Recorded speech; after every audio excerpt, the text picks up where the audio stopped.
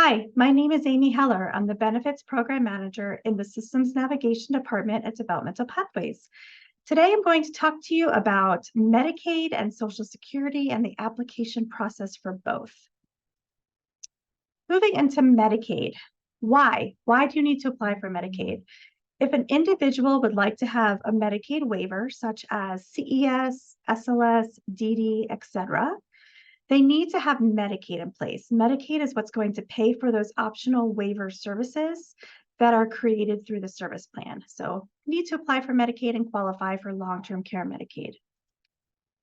We have some resources available on our DP website under resources and tools or helpful tools. We have this double-sided document called Applying for and Maintaining Long-Term Care Medicaid. We also have a Medicaid application guide for the full Medicaid process that you can get from the website. You can also ask your case manager or coordinator for a copy. So getting started, when to apply for Medicaid? We get this question a lot. You can apply at any time. You don't have to wait until the individual is 18. Just keep in mind that Medicaid is going to ask a lot of questions about the household income, assets, and resources, especially if the person is over the age of 18 and are declared as a dependent on parent taxes. We cannot advise as to whether or not you should keep it that way with taxes. That is totally a personal decision, but it can impact the person's ability to get Medicaid. It will not impact their ability to get long-term care Medicaid, the waiver Medicaid. Parent income is waived for that. All right. So there are different application options. You can go through an application assistance site to get help. You can go through an eligibility application partner. You can fill out a paper application and submit that directly to your local Department of Human Services. You could also fill it out and submit it to your eligibility application partner. You can apply for Medicaid on the Colorado Peak site. We do suggest you keep a copy of everything. We don't necessarily recommend applying for Medicaid on the Peak site. There are some limitations, and one of the big ones is that you can't fill out a Medicaid disability application on the Peak site. But we don't want to discourage you from using the Peak site because it really is a fantastic resource. There's also an app for your phone where you can manage your Medicaid once you have it. You can update your address and other contact information. You can complete a Medicaid renewal on there. So we do suggest Peak in general as a website, just not for the application. When we talk about an eligibility application partner, we're referring to Colorado Access AMES, A-M-E-S. It stands for Access Medical Enrollment Services. AMES is highly recommended by us to help people apply for Medicaid. They can literally go question by question, page by page with you. They do ask that people fill out as much of the application as possible prior to a scheduled meeting, but they are able to answer lots of questions about the applications and guide you along. They're a wonderful, wonderful resource. As I mentioned before, Colorado Peak does have some limitations. If you do decide to apply on Peak, you'll be asked if the person you're applying for needs help with activities of daily living. Make sure you check yes. That will prompt the system to send what's called a Medicaid disability application for you to fill out if the person is not receiving Social Security benefits. There are different types of Medicaid. In fact, there are over 30 different kinds of Medicaid, but the ones we see most often are MAGI, Modified Adjusted Gross Income. It is income-based. Long-term care Medicaid, that's waiver Medicaid. And then Health First Colorado Buy-in Medicaid program. This is for working adults with a disability or children with a disability. And it allows people to buy in to Medicaid if they don't qualify in any other way. I will say that the monthly fee was waived during the public health emergency and will not be collected up to 14 months from the time that the health emergency ends. And whoever you use to apply for Medicaid can explain a little bit more about each of those as needed. So long-term care Medicaid has its own set of requirements outside of, say, Magi Medicaid or buy-in. There are strict financial requirements. You can't have more than $2,000 in all assets combined. That includes accounts that an individual has as a joint account with a parent. And so you want to start thinking about how to keep that money. You can't just transfer it out to another account. Medicaid does look back 5 years, so they will catch that and they will ask a lot of questions. And so best to ask Medicaid for advice if you do have resources over 2,000 about some suggestions of what to do with it. And we'll be talking a little bit about that later in this presentation as well. And then the income limit is 3 times the current maximum SSI for that year. So if you do a quick Google search, you can put in that you want to know what the current SSI is for the current year. You will also find it in the in DP's long-term care Medicaid and SSA guide. It's a really long comprehensive guide. You can find that on our website. And each year that is updated with the current SSI information.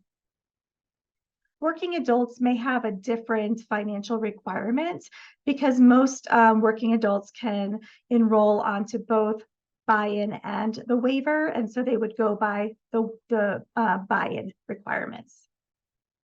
The other requirement is a disability determination, and so it is according to what Social Security defines as a disability, and there are 2 options for getting this. One is to apply for Social Security, and to be awarded Social Security. The other is to fill out a Medicaid disability application. And then the functional assessment needs to be done. This will be done with our enrollment team at DP. And it's also known as a level of care, 100.2 assessment. We take a document from that assessment and give it to Medicaid to show the person is going onto a waiver. And that's how that process happens.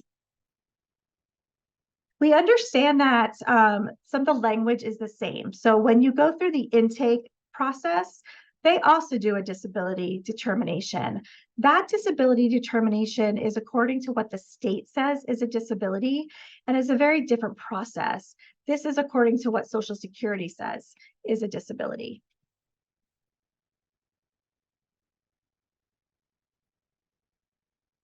All right.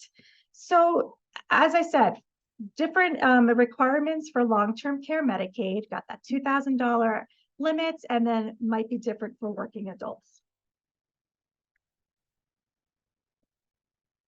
More information about buy-in.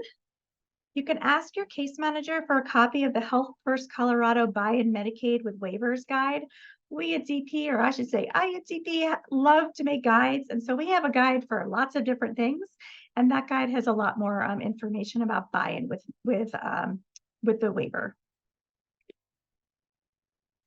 So thinking ahead, we highly suggest thinking ahead, not knowing when someone might be given money in the future, come into it, whether it's a family member passes away and leaves them money, or perhaps they get back pay from Social Security. We really want to encourage you to look ahead and get something in place. So an individual is not at risk of losing their Medicaid coverage at the time when honestly they need it the most. So say a parent passes away and they suddenly come into money as a result and are then at risk of losing their Medicaid coverage when they need it, when they desperately need it, right? So you can look into an ABLE account, a pooled trust or a special needs trust. There are also 529 college savings accounts.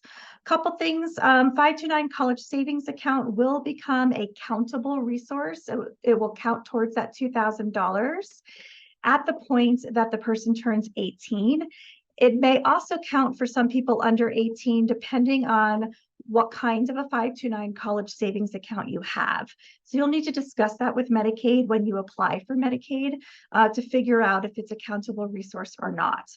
When someone turns 18, you can transfer that money into an ABLE account to make sure that it's not a countable resource. And there is this great chart that compares the ABLE account, trust account, and pool trust. It's very long, but it has really valuable information. And I highly encourage you to take a look at that.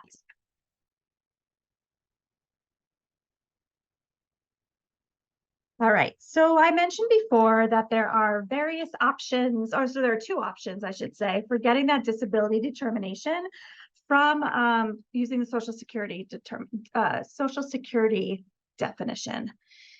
Two big differences between the Medicaid disability route and the Social Security application is, number one, going the Medicaid disability route might be faster than applying for Social Security. So if you're wanting to get the person approved for waiver services more quickly, then disability application is going to be a good route for you. And then apply for Social Security when you're ready to. The other difference is that the Medicaid disability application does not come with a monetary benefit, but the Social Security application does. So things to consider when deciding which direction you want to go in. And honestly, you can apply for both at the same time. You can fill out a Medicaid and a disability application and apply for Social Security. So the Social Security application and the disability application look very similar, ask a lot of the same questions. And so you could also think of applying for the Medicaid disability application first as a test run, right? And then take all of that information and put it in your Social Security application. So some general tips: complete the application, submit a completed application. Make sure that you're keeping your eyes out for any mail from Medicaid and on the Social Security side as well. They are sometimes asking for more information and you need to be responsive to their requests. If you don't understand what they're asking or what they're saying, we suggest you call Medicaid directly with your questions. The application must be signed and it needs to be signed by the correct person. And so if you are an adult who is applying for Medicaid and you're your own legal guardian, then you will need to sign it. If you have a parent that or somebody else who is a court-appointed legal guardian, then they can sign the application. And the legal guardianship paperwork should be submitted with the application. The Medicaid disability application is a little unusual in that it will only accept what's called a wet signature. And that means that you need to print it out and sign with a pen, blue or black ink, and submit that with the application. And a couple of other tips and tricks here. There is a guide for applying for Medicaid with many other tips and tricks, and we encourage you to read through that. Medicaid renewals happen every year, and it's very specific with how Medicaid wants this filled out. Number one, you need to sign it and date it, and it needs to be signed in the correct place and page of the renewal packet. It's a chance to report changes that you haven't already reported throughout the year. It should arrive, the packet should arrive about 2 months ahead of when it's due. It should be on your Colorado Peak account a little bit earlier than you'll get it in the mail. And you will also need to be you will also be asked to submit what's called verifications. And those are financial documents such as bank statements, pay stubs, etc., for the individual who is on long-term care Medicaid. And then if you get a denial, we strongly encourage you to call Medicaid, ask them questions about the denial, ask what they need from you so you can get long-term care Medicaid back in place without a lapse.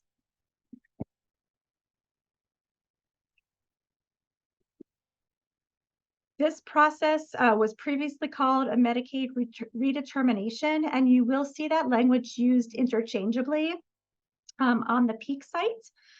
We have a very robust section in our long-term care Medicaid and SSA guide about renewals. So we encourage you to review that section when you're working on your renewal. You can also find your renewal month on the Colorado Peak site, which is very exciting. So you can be on the lookout for the mail. You'll know when it's coming. Other helpful links for Disability Benefits 101 is a fairly new site. It came about a couple of years ago. It has fabulous information. When you first look at it, it looks like it's really geared towards someone who wants to work or is working. But honestly, it has a lot of great information for everyone. I especially appreciate their section about Social Security, how they define SSI and SSDI. I feel like it's an excellent explanation of what those programs are. The link for Colorado Peak is there. You can also download an app to your phone. We have a link on here for resources for a list of county offices for Medicaid. And then if you go to the bottom, you'll see the information for AIMS, the eligibility application partner that I mentioned previously, who can help people to apply for Medicaid. They can also help people in answering questions about a Medicaid renewal. So if you try to call the county, you have trouble getting through, you can call AIMS and they should be able to answer some questions for you as well. So really fabulous resource all around. All right, we're switching over to the Social Security side. There are two parts to a Social Security application, the disability report and the SSI application. Generally, you can fill out both online. The only exception to that I know of is someone who previously got SSI, it ended, and now they're applying again for the benefits. Those people cannot apply on the Social Security website. You will need to apply by making an appointment with Social Security or going in and waiting your turn to get help. All right. So moving on to when to apply for Social Security. Similar to the Medicaid side, you can apply anytime you want. They will, and when the person is under 18, they will ask the family lots of questions about their own financial information to determine if as a family they qualify for SSI. So it's really up to you. And you can also look on the Social Security website. I believe there's a link on there to kind of put in some initial information for the system to tell you whether or not they think you might qualify. If the person is 18 or turns 18 and they're already getting SSI because they've been getting it through the family, you don't have to reapply. You don't have to go online and reapply. Social Security should send a packet to the person prior to their 19th birthday to fill out, which is kind of like a reapplication to apply as an adult. If the person has not received this within like maybe a couple months of their 19th birthday, I do encourage you to call Social Security and ask, you know, when that packet might be arriving, that you want to make sure this person has continuous SSI once they turn 19. And then for someone who turns 18, Social Security doesn't consider the person 18 until they have been 18 for a full month. And so it's not recommended that you go immediately on their 18th birthday on the Social Security website and apply because they won't be considered an adult yet. And so, for example, if the person's birthday is in May, you will apply in June. There is a guide to applying for Social Security that goes through some other scenarios that would be really helpful. That are maybe outside of the ones you see here. So there are a couple different ways to apply for Social Security. You can schedule an in-person interview at the Social Security office. You can schedule a phone interview. You can call either the local office number or the main 800 Social Security number, or you can apply online. And just remember what I said before about a person who previously had SSI that won't be able to apply online. We do recommend applying online for a couple of different reasons. First of all, it can be faster. You may not be able to get an appointment for a while. Number two, you can start and stop the application at any time. Just make sure you get that reentry number that it gives you and keep that in a safe place. So you can start, go gather more information and come back and continue to fill it out. So that's definitely the reason why we recommend that. If you do go with an in-person or a phone interview, I recommend doing some prep and having a lot of the information written down. You don't actually hand deliver a paper application to Social Security. What they do when you are meeting with someone is they'll gather the information from you and type it up while you're sitting there talking. And so you are definitely, it's recommended that you have a lot of preparation done first, because that 90 minutes can go really fast and they will cut you off at that 90-minute mark. So I feel like there are 4 steps to really think about when you are applying for Social Security. One is to prepare and gather documents. Number 2 is, and that preparation is, writing down all the employers a person has had, addresses, Social Security number, disability information, all of that kind of stuff. So it's in front of you as you're applying. The other next step is to actually apply. So again, deciding how you want to apply and when. And then follow up. Follow up is super important. So what happens once you apply for Social Security is Social Security will review the financial piece. And then if you meet that, they will forward the application to DDS, Disability Determination Services. They are contracted by Social Security to review the disability portion of a Social Security application. The case is assigned to someone called a disability examiner, and they send a letter to you with that disability examiner's name and phone number. We strongly encourage you to call that person when you get the letter and to ask them if there are any records you can send to them. So you can either submit supporting documents with your application, or you can submit them later on in the process. We don't feel like you need to hold up actually applying for Social Security until you have supporting documents ready. But we do feel like it's important to have something to submit at some point to Social Security. You will be listing out medical providers, therapists, school personnel in the application, and Social Security will automatically reach out to those people and entities for supporting information. But it's nice to submit your own documents in case they have trouble collecting that from those resources. And I think the best time to submit that documentation is directly to the disability examiner once they're assigned to the case. Social Security will only forward the first 20 pages of supporting documents that you give to them. And so if you give them 40 pages of supporting documents, that's half that won't make it to the disability examiner. So super important to really make that connection with the disability examiner and work closely with them to make sure they get what they need. And then the last piece, if you're approved, is getting an account set up for an electronic deposit. And that can be electronically, deposited into a bank account, a RepPayE account, or onto a credit card that Social Security has that you can get through them. It's called the Direct Express account. It is a myth that people are denied Social Security the first time around every time, but there are a lot of places for pitfalls in the process. So strongly recommend that you use the guide that's available on the DP website, read over the tips and tricks, and use that while you're applying. And give us feedback if it was helpful, if it wasn't helpful, that kind of thing. We'd love to hear. Other resources available on the DP website is similar to the Medicaid side, this applying for and maintaining Social Security benefits. The guide to applying for Social Security is more comprehensive and is available on the website, or you can ask your case manager or coordinator for a copy. We also have a guide if you are denied, all about the denial and appeal process for that.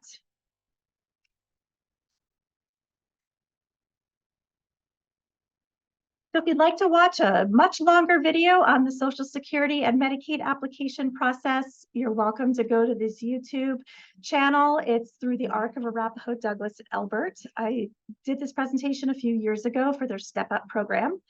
And some of the information may be a little outdated, but the information in this presentation should make up for that. I also highly recommend the Step Up program through the ARC. It is great for individuals going through transition time.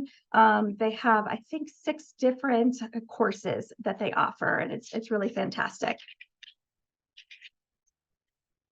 And then Easter Seals has a program called the Disability Benefit Services Department, which they offer an amazing webinar series about the different parts of applying for Social Security.